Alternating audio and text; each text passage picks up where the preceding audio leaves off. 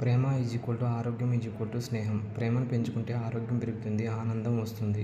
ప్రేమ తగ్గితే అనారోగ్యం వస్తుంది, దుఃఖం కలుగుతుంది.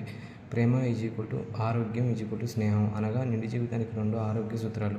1 శాకాహారం, 2 ధ్యానం. నీవలే నీ పొరుగు వారిని ప్రేమించు అంటే మొదటగా శాకాహారిగా జీవించు. తినుటకు భోజనమునకు శాఖాధాన్యము, తాగుటకు మంచినీరు మీ దాసులముగు మాకిప్పించి 10 దినముల పిమ్మట మా ముఖములను పరీక్షింపుము అని దానియేలు అనెను అని బైబిల్లో దానియేలు 1వ అధ్యాయంలో 731వ పేజీ నందు ఉంది. మానవుడి అనారోగ్యానికి మూల కారణం మాంసాహారం. శాకాహారమే మానవుల సరియైన ఆహారమని భగవద్గీతలోని 6వ అధ్యాయం 17వ శ్లోకంలో మరియు ఖురాన్ గ్రంథంలో 6వ సూర 37-38 వాక్యాల నందు వ్రాసి వివరించబడింది. నా నోటి లోపలికి వెళ్ళే ఆహారమే ఆరోగ్యాన్ని కాపాడే మొదటి మిత్రుడు. ఆహారమే ప్రజాపతి. జై శాకాహార జగత్. శాకాహారిగా జీవించడమే స్నేహతత్వం.